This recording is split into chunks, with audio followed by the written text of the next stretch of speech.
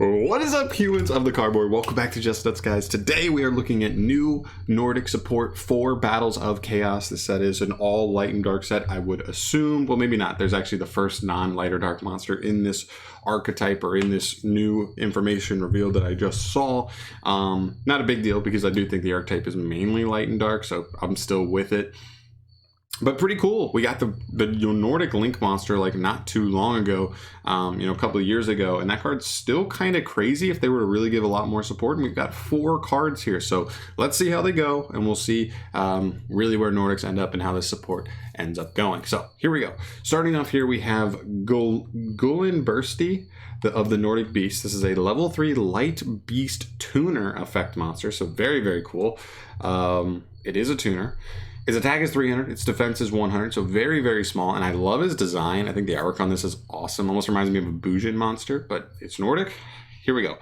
For a Synchro Summon, you can substitute this card for any one Nordic tuner. Okay, so I guess that means like if there was a monster that specifically requires an exact Nordic tuner or just a Nordic tuner, you can use this guy instead. You can only use the first and second effects of this card's name once per turn. First effect, if this card is normal or special summoned, you can special summon a Nordic monster from your hand. Okay, kind of Goblinbergs out another monster from the hand. We'll take that. And second effect, you can target a Nordic monster in your graveyard, except for this monster. Add it to your hand. Interesting. Okay, so like, I like this. I mean, already this card seems pretty good. The deck has an insane Link 1 monster, so I'm already thinking about like, okay, normal summon this guy. Effect to special summon another Nordic monster from the hand. Link the other Nordic monster you summon for the Link 1, resolve the Link 1 or attempt to resolve the Link 1. We'll see if that actually goes through. And then this guy can just target the monster you linked off for the Nordic and add it back to hand. Or if you go through synchro plays, he could add back anything, whatever the best follow-up is, making it just so like you have like a more resource efficient way to do the combos. Pretty cool. I think this isn't a bad card at all. Decent extender and add stuff back. We take those for sure. Definitely. I think that's a solid card, to be honest. Next up here, we have Ivaldi, the Nordic Smith. I love his design. He's really goofy, which I like. I like that it's more playful, less like, oh, badass. Very cool. He's a level 4 Earth Warrior. Okay, so he is Rhoda-able, and he is Earth. So this is the very first monster from Battle of Chaos that is not light or dark, which I'm okay with. I thought it would have been cool if they had everything be light and dark, but it's not the end of the world here. It's just one monster, and most of this archetype is light and dark anyway, I believe. Anyway, 1500 attack, 700 defense for these stats. First and second effects are both hard once per turns. His effects read, if you control a Nordic or Aesir monster, you can special summon this card from the hand. Okay, jumps out of the hand really easily. And if this card is normal or special summoned, you can add a Nordic Relic card from your deck to your hand. Very, very nice. Wow, okay, I'm with it. So, long story short, he's a decent extender that jumps out of the hand pretty dang easily and gets you a search on summon. We're seeing more cards like this. Like, what comes to mind is, at least as far as like recent stuff goes, I'm thinking of like Battle Wasp Sting Lancer. Really easy extender for the deck, but also is a searcher at the same time. So it's already like this card's a really nice extender and gets you another plus and utility on top of that. Very nice. I honestly like both of these monsters. They really seem like they're going to be really nice for the deck.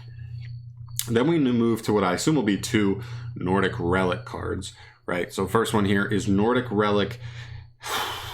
Boy, howdy. Hlidschalf. Sorry. It's a normal spell. You can only activate both of its effects per turn, once per turn and only once that turn. So you got to pick one, but you can't use the other one for the rest of the turn. First effect says special summon a Nordic monster from your deck. Okay. You can add special summon monsters from the extra deck while the summoned monster is face up on the field, except for Aesir monsters. Okay, also not terrible. Yeah, this is just, emergency teleport here. And also, this guy's a Nordic monster, so you could literally just summon him and he will still trigger to search a Nordic relic. So that's just like really nice.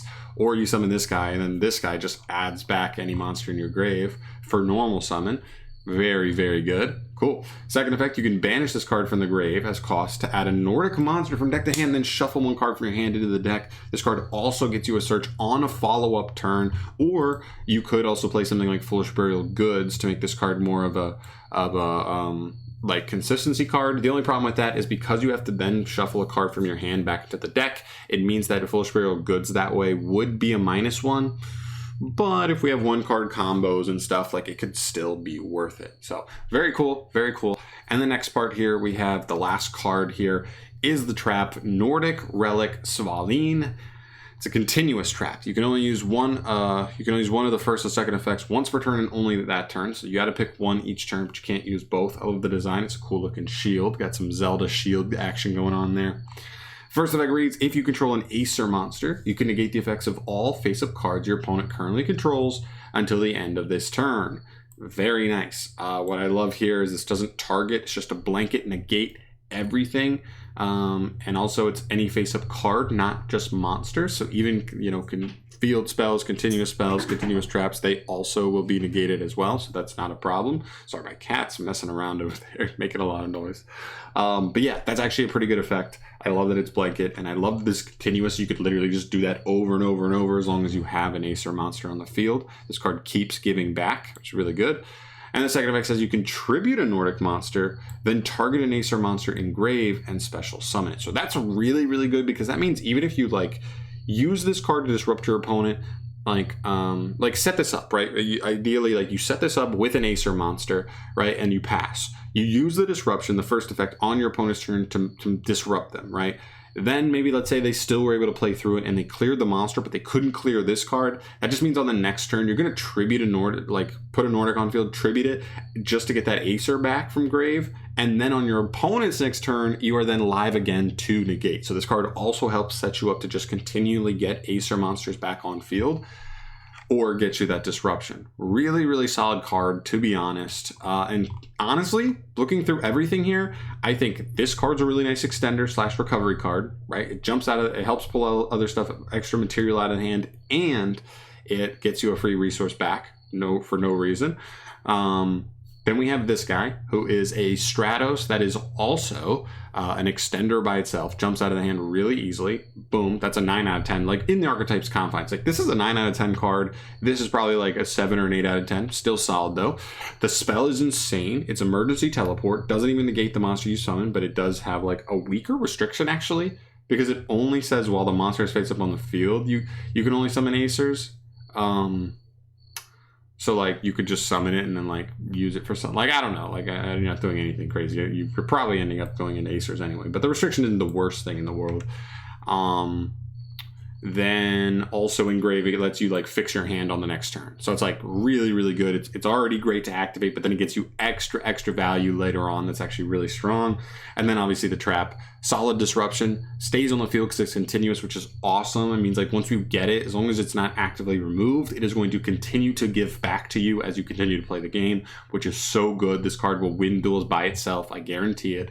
Some decks just won't be able to deal with like the continuous negate the whole board, and then on the next turn like get you follow up. It's just going to be, it's just crazy. So really, really cool. I honestly think the support is really cool. Honestly, the support kind of makes me look at Nordics and want to like look through their stuff again and see like what some of their other cards do to see how good they are.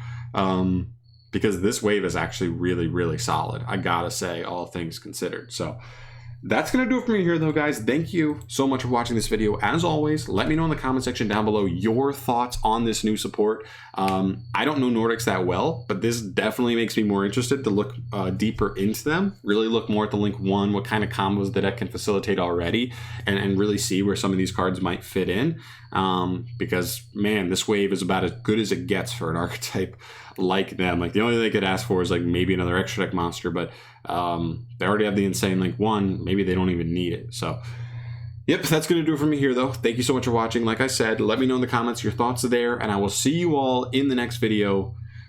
Peace.